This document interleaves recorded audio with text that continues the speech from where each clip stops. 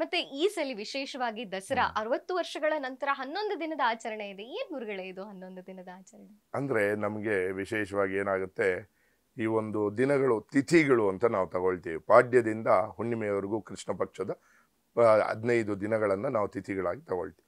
ತಗೊಂಡಾಗ ಏನಾಗುತ್ತೆ, ನಮಗೆ ಆ ತಿಥಿಗಳು ಒಂದೊಂದು ಸಲ ಸ್ವಲ್ಪ ಬೇಗ ಮುಗಿದೋಗಿ ಒಂದೊಂದು ದಿನ ಇರೋದಿಲ್ಲ, ಕ್ಷಯ ಆಗುತ್ತೆ.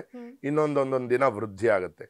ಈ ರೀತಿಯಾಗಿ ನಡ್ಕೊಂಡು ಬಂದಾಗ ಈ 60 ವರ್ಷಗಳಾದ ನಂತರ ಈ ಸಲ ನಮಗೆ ವಿಶೇಷವಾಗಿ ವಿಶ್ವಾವಸುನಾಮ ಸಂವತ್ಸರದಲ್ಲಿ ಈ ಶರನ್ನವರಾತ್ರಿ ಮಹೋತ್ಸವ ಏನಿದೆ, 11 ದಿನಗಳ ಕಾಲ, ಆ ಪಂಚಮಿ ಮಧ್ಯದಲ್ಲಿ ಪಂಚಮಿ ಅನ್ನೋ ಒಂದು ತಿಥಿ, ಇನ್ನೊಂದು ದಿನ ಮಾರನೇ ದಿನಾನೂ ಇದೆ.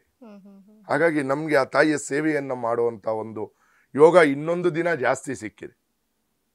ದಿನನಿತ್ಯ ಮಾಡ್ತೀವಿ, ಅದು ಬೇರೆ. ಆದರೆ ಶರನ್ನವರಾತ್ರಿಯಲ್ಲಿ ವಿಶೇಷವಾಗಿ 9 ದಿನಗಳ ಆ ತಾಯಿಯನ್ನ ಆರಾಧನೆ ಮಾಡಿ 10ನೇ ದಿನ ವಿಜಯದಶಮಿ ಅಂತ ಆಚರಣೆಯನ್ನ ಮಾಡ್ತೀವಿ. ಈ ಸಲ ನಮ್ಗೆ ವಿಶೇಷವಾಗಿ 11 ದಿನ ಸಿಕ್ಕಿದೆ.